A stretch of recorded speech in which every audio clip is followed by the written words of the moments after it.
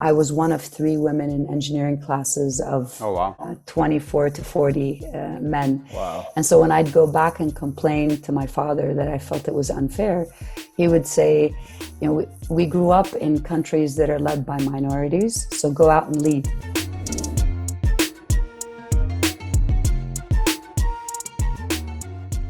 Welcome to the first episode of Season 2 of CommuniTEA in Arabic, sponsored by Lipton Yellow Label. In this season, we will be chatting with Rama Chakaki. She's a serial entrepreneur and a phenomenal speaker with a series of great achievements. She's part of XPlane right now. She's a chief of operation and she's part of Transform VC. She co-founded a lot of companies, just to name a few, Minton Laurel, and also she's the founder of Etsy. Rama, thank you so much for joining us. You're welcome. It's my pleasure. Rama, while we were doing the research for this episode, we came by some staggering statistics, about women in leadership position. We found that only 37 out of the Fortune 500 companies have women CEOs. And of those, only a handful are actually minority women. And same with the corporate. When you talk corporate, of the C-suite across all corporate sectors in America, only 15% of C-suite positions are taken by women. Again, a handful of those are minority women. And even in the nonprofit sector, which was kind of like surprising to me because the nonprofit's typically a more diverse sector, women leadership was only 20%. So in this episode, we would love to hear about your journey, your experience, with all the companies that you co-founded and what you do right now. Yeah. But also through your experience, we'd love to hear about the challenges and opportunities for minority women, rising into leadership and getting their rightful place in corporate and across all sectors in here. So we're very excited to talk to you today. Thank you. I'm excited to speak with you as well. It's a very important topic. So Rama, tell us, how was your 2020? It was actually great, I have to say. Great in the sense that there was a lot of focus brought on by not being able to go anywhere or do much. So I channeled all of that energy to think about business strategy, how to excel, and then also to tackle some survival issues for companies that I've invested in, like Minton Laurel. It was a young company. How do we make it work? So in that sense, it was pretty good because it survived and thrived and took on some additional challenges that we'll talk about. Wow, that's great. So let's backtrack a little bit and talk a little bit about your background. Can we just hear a little bit? You're an immigrant from Syria. How did you make it here, and how did you get to getting involved in all the businesses that you're in right now? My parents left Syria when I was 4. We moved to Saudi for a while and then moved to the States when I was 16 to Northern Virginia. And so I didn't really have much choice in the matter. It was dictated that we're coming, but I think it was a great choice. My father would always remind us of the merits of being here and the opportunities that it presented to us. Got into med school, or pre-med rather, to study speech therapy and audiology. And my father was always behind the scenes saying, engineering, computer engineering, it's a really upcoming field, it's a great field. And because I was challenged by the terminology in speech therapy and specifically audiology classes, it was really difficult. I took more of an interest in engineering and settled for a minor in speech therapy and audiology, and then went into computer engineering full on. From there, I worked in software development, in telecom, and then here I am, years later. I was telling Malik while we were researching your background, such a diverse background, great organizations you started, great causes you were part of. To us, if you want to talk about like all the companies and all the organizations you started, there's like the episode will be like, we'll take all day, but a little long. Yeah, but I'm really curious. Now you're the chief of operations at XPlane, and now we're on the verge of new technologies, AI, machine learning. Would love to just speak with you about XPlane in general, the mission. After I have a few questions about that. Sure. So XPlane is an AI company. We're we're an AI marketplace. We bring together companies and individuals that are interested in utilizing AI for their day-to-day business challenges with the scientist community of AI, both specialists, individuals, as well as companies that supply AI solutions. And our mission is to deeply democratize AI. As a field, it's been a little bit exclusive. Not everybody understands it well. Not everybody has access to the deep experience that the scientists in the field have. And with our marketplace, you'll be able to, even as a small startup, tap into the great resources and be able to, at an economically affordable level, get AI solutions to solve some of your business challenges. So that's the overriding mission. For our audience who doesn't know what AI is, can you tell us a little bit more about that? So artificial intelligence is the common, I guess, term that's used, but it's really machine learning. It's teaching machines, computers, to do tasks that humans are quite comfortable with. And then once the machines learn how to do them, they do them faster, in a more affordable and efficient way. And solve some pretty complex problems that humans will need years sometimes to solve. And that's where AI is particularly interesting, is when it's helping us address global environmental challenges, being able to really tackle issues that are really complex and are troubling human beings. To your point, AI is... there's a lot of conversation about it right now. Would AI replace me as a worker? Would I lose my job because of AI? Or would AI create new jobs? So do you have a take on, just high level on how would AI will play out? Yeah, I think, first of all, there's a big conversation around ethics in AI and around inclusion. And I think, bias versus inclusion. And I think it's up to us, if we embrace the field and direct machine learning, we will be able to make sure it's inclusive, and rather than replacing, it'll help us upgrade our skills and leave some of the more mundane tasks for machines to do. So far, in the areas that we're working on with, let's say, translation, you can't 100% replace translators, but you can help them translate much more efficiently volumes of text, and leaving them to edit and just supervise. Basically and like enhance. A lot of industries, like a lot of industries, it always comes in with people being a little bit skeptical, but then it shows that there's a collaboration affordable to people to work with the new technologies. Like horses and transitioning to cars, basically. Yeah. So when you talk about deeply democratizing AI, can we dive a little bit more into this? Right now, there are big players in the AI field, the Amazons, the Googles of the world, and the deep-pocketed customers, whether it's the Exxons or Shells or others, that can really afford to make use of this. So there's an existing bias that we're trying to solve for there, where young entrepreneurs, startups, artists, that or communities like in the refugee community and NGOs don't have access to AI. So that's the first point of deeply democratizing it, is making it affordable and accessible to members of those communities.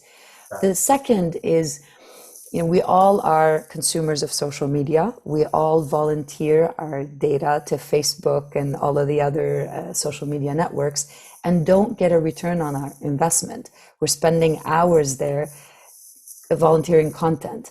In our world at XPlane, we believe that that's your data, you should own it and be able to monetize it and make money off of it. So that's another aspect of democratizing and making sure that you can benefit. And the third is to have the choice. You want to be able to choose freely from any and every supplier of AI service, but they're not visible to you right now because the community is focused on the big players. But with our marketplace, we're hoping to make AI scientists that are working in Egypt or Jordan visible to the community at large, or even somewhere, places in the States where they're not visible in the academic circles or other. That's actually great, because when we were doing our first conversation together, you hear about AI and all the great applications, and there's a lot of ways we can benefit from it, but you have no idea how to access it, or like how to monetize it, or how to help you become more efficient. So it's great to hear that there's somebody who's trying to bring it down or make it more accessible to the average person, basically. We're very excited about the work we're doing. And we already have a few customers and examples where we're working with entrepreneurs in the Middle East, we're working with startups in the States, and it's really exciting to see the work. That's great. We're looking forward to hear amazing news about XPlane and AI in the future. Now, Rama, of course, you being involved with technology and AI, you're also an investor, right? And you're part of Transform VC at Seed. Would you tell us more about that aspect of your career and what led you eventually to being an investor? What led me to become an investor was the feeling that not enough investment was happening in social impact investments and female-led startups. So I worked in Dubai for a while, and I was involved in the first women-led angel investment network. And our criteria was to identify and invest in women-led businesses or women co-led businesses. Obviously that was to address some of the challenges that exist and the biases that exist in the investment industry. Transform VC, I came across after being recruited to be the Chief Operating Officer of XPlane. Transform invested in XPlane. It's the lead investor in XPlane. And it has a phenomenal mission of impacting $1 billion by making $1 billion. Yeah, I love that slogan. Yeah, I love it. Impact $1 billion, make $1 billion. Yeah. Yeah, while we have a large remit, we do lean towards investing in Middle Easterners in America. The founder, Raed Masri, is a visionary. He's had several successful exits, and he is a magnet with his high energy for a lot of young men and women that are from the Middle East. Obviously, we have investments outside of that group, but because of his background, it tends to be, we tend to have more of those in their portfolio. And when he pitches Transform among investors, he says, you've heard of Mo Salah, you've heard of Gigi Hadid, but do you know how many of them exist in the tech sector that you may not know? And those are the stars that we want to bring up in the tech sector. For sure. No, that's a great mission. Through your experience and with everything you did, and you covered it perfectly, that you guys are investing in Middle Easterns in the United States, and then you do a lot of investing in women-owned businesses. So why the focus on women-owned businesses, and what drives you to be more focused on that area specifically in the startup sector? Having gone through the different phases of running businesses, and I invested in about 23 startups, most of which failed, but it was a great learning experience. I've become very attuned to the challenges women have in starting up businesses, and look to solve them by investing in other women-led businesses. And I think that because industry at large has been led by men, there is an unconscious bias to language that favors men, processes that favor men. And so with my work, I tend to see how we can address that and solve it. There was a great book by BCG Consulting Group called What Women Want. And it kind of sheds this light on how women expect different things, and we try to provide them in our investments. That's an amazing goal, basically. Just to delve in more into your journey as a woman leader in tech, do you think, or do you remember any point during your journey that you faced a certain challenge that would lead you make this goal as a mission of yours? You want to empower women, you want to invest in them, you want to see them succeeding. Did any challenge happen during your career that made this a goal of yours? It started at university. So I had studied in an all-female high school in Saudi, and then moved to the States and got into an engineering school where I was one of 3 women in engineering classes of 24 to 40 men. Wow. And so when I'd go back and complain to my father that I felt it was unfair, he would say, you know, we grew up in countries that are led by minorities, so go out and lead. You know, you should be no different that's an amazing, to everyone else. And with that mindset, he always reminded me that there's no difference. And he would oftentimes tell me about the statistics in the Middle East, where our engineering schools in Syria had 40, sometimes 50% female attendees. So we come from a background back then that our countries didn't see these biases, and we had phenomenal successes by women engineers. So I kind of adopted that and felt it. And I also come from a background of really successful women that have done a lot and assumed different roles than what maybe traditional roles dictate. Fast forwarding, when I started seeing some of the challenges, worked in Dubai for a while, and felt the inequity of investments, where a lot more serious investment was going into back male-led startups. I started feeling this discomfort and deciding to invest more. And one of the investors I spoke to, actually, I was pitching our incubator to invest in at the time. Why are you giving yourself such a headache with this? Why don't you just do what the other women do and just, you know, sit at home, raise a family, relax? You don't need this challenge. God. And so with that, I thought, yeah, no, I guess if I'm receiving this advice, I'm sure a lot of other women are. Absolutely. Of course. And we should do something about it. Absolutely. Well, you know, you covered the challenges that face women in startups mainly. You know, you covered the inequities and all the biases when you go to pitch for a startup and try to raise fund.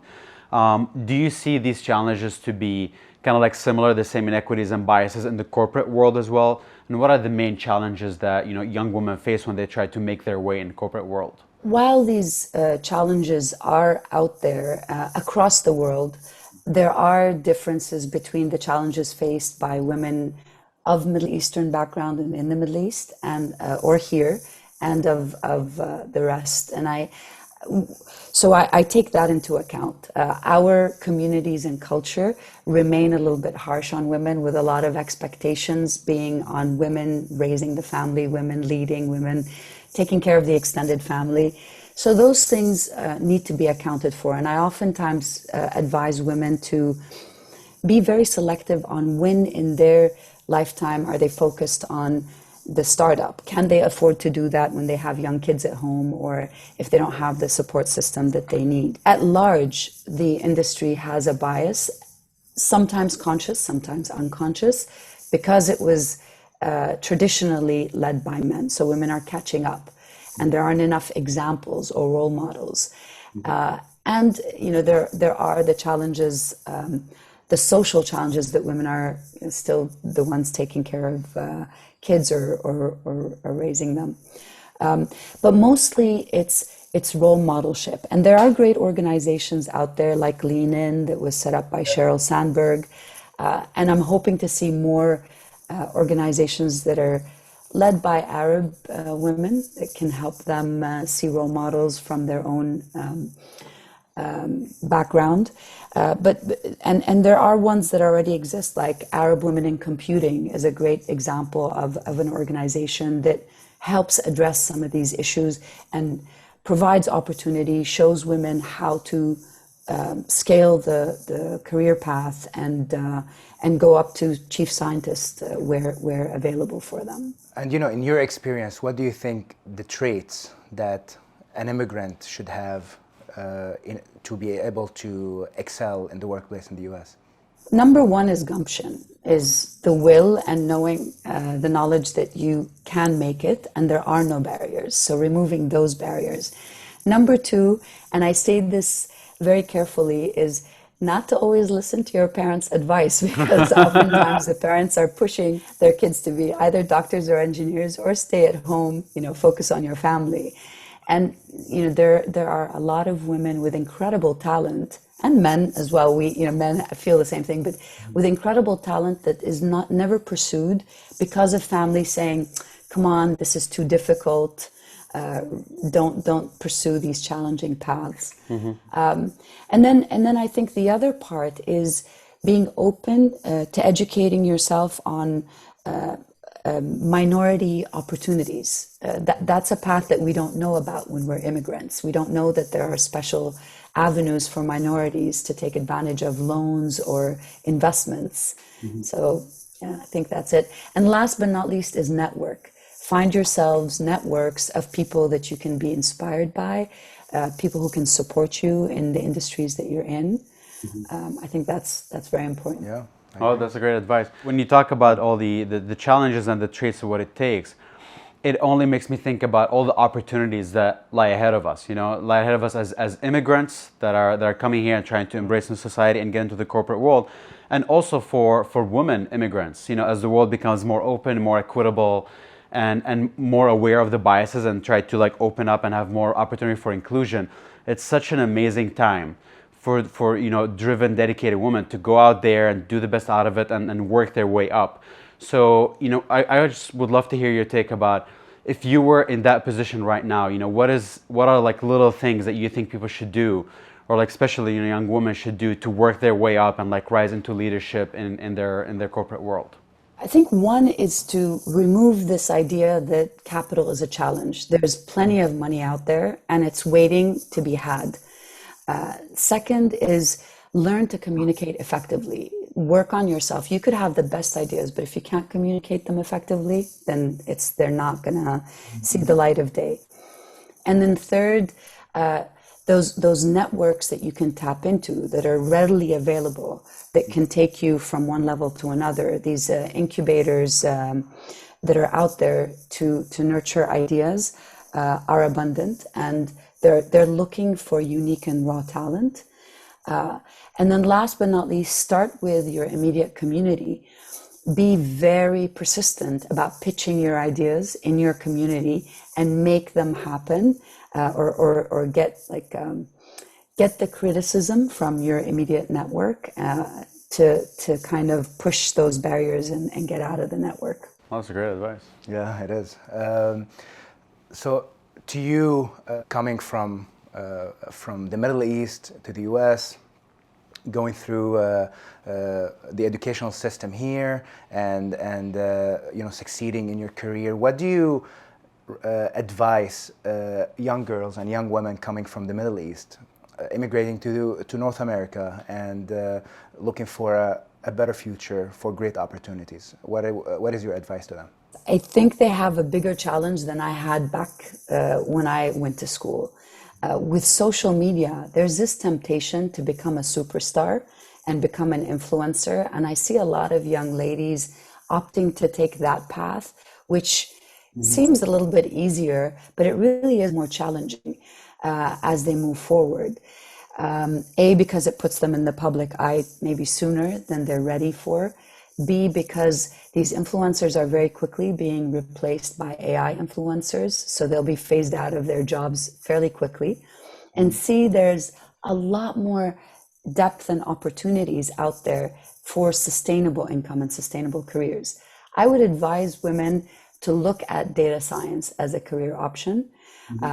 There's many different segments within data science that could appeal to those more interested in deep tech versus very light or not light tech, or even in the business or humanitarian areas and humanitarian sciences. But that's a career that's exploding.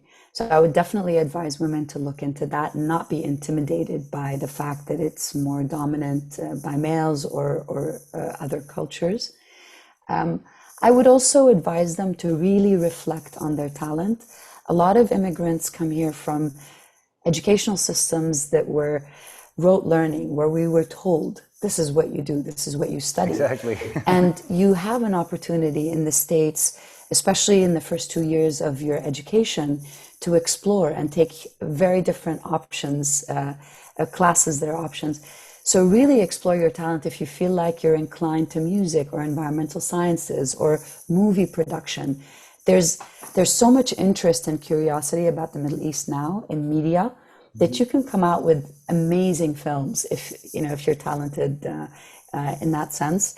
So get into script writing and other areas. But definitely be open to technology and don't think of it as, I need to have an engineering degree to get into tech. We have a lot of people who come from having studied humanities and other areas and then get into tech in marketing positions in other areas. So I definitely invite them to think about that. Last but not least, intern. Find opportunities to intern. We have a young lady who just joined us. She's from Saudi Arabia. She's an intern with us. She actually lives in Saudi. So this isn't just for immigrants, it's for people overseas. Just to learn about what she likes and doesn't like about the AI field, and make your choices through practical application. That's a better approach. I wanted to ask for you personally, what is your vision? Where would you want to go next? Like, what would you want to go next? What's something that you're like, okay, this is my go-to goal, in life? On the nonprofit side, and you've mentioned EdSeed, it's our platform to crowdfund for youth impacted by conflict, for their higher education specifically. My aim there is to be able to support 6,000 students while I'm leading the platform, and then unleash it to others to or hand it over to others who will take it on and run it. That's a philanthropic goal that I feel I owe to my brothers and sisters from Syria, Palestine, and other areas in the Middle East.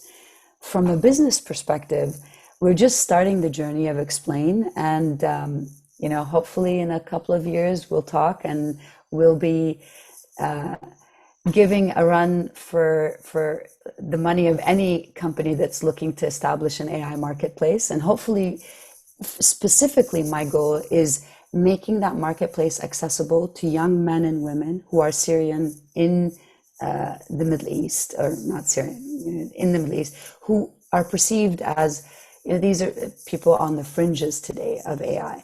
So I'd like to make it accessible to them. I'd also like AI to be accessible to people who never thought they would consume it or produce it, whether they're young ladies of our background or anyone else. And last, I think just being a part of this disruption, it's amazing. I really would love for everyone to join in and get a glimpse of what machine learning is all about. Yeah, absolutely. Actually, just a quick follow-up question. So for XPlane, I know we're starting to get engaged with you guys, and we're getting a little more educated about, how can our platform, collaborate. How can other people learn about what they do, engage with XPlane, and how can they, make sense of it and engage with it and work with you guys? So as a company in stealth mode right now, we're flying under the radar as we secure all our patents. The platform will go live in September. In the meantime, they can submit a query on our website and just put in their email, and we'll reach out back to them and engage them one-on-one as we've done with you. And we're very excited at bringing on board anyone interested in finding AI solutions, and particularly in the media and publishing and broadcasting domains. Great. The more we discuss with you and the more we talk, the more I'm really amazed. How do you find the time to do all that? You're in philanthropy, you're in multiple startups, in tech, AI. I'm really curious, how do you find the time to do all that? So like a lot of Syrian women, I was married pretty early. I had my children early, and now they're grown up, so I have the time to do that. But I think generally in my career, I've been really focused on it and maybe favored it over social activities. I like the people I work with, so that's my social network. I guess I'm quite disciplined at work, and it pays off. Discipline pays off. How do you think about the family support in being able to achieve all that? Do you think it plays a role? Do you think it's like kind of motivates you to do more? Tell us more about that regard of having a supportive family to be able to achieve all these achievements that you have? It's definitely huge. I'm lucky that I had supporting parents and siblings. So even when I went through difficult challenges in my life, whether it was medical or divorce, I still had them as a backbone to lean on.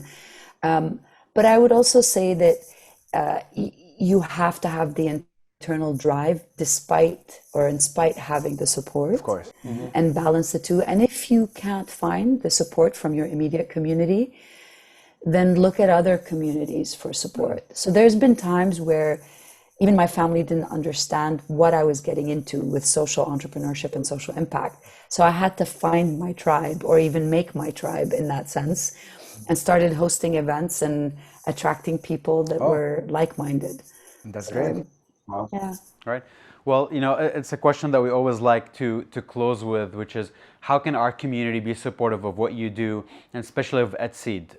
What can we do on our end to help you guys? It takes a village, as they say. I think promoting EdSeed, even if you can't donate $5 a month for a campaign of one of our young people on the platform, just share it, talk about it on social media, on traditional media, within the community.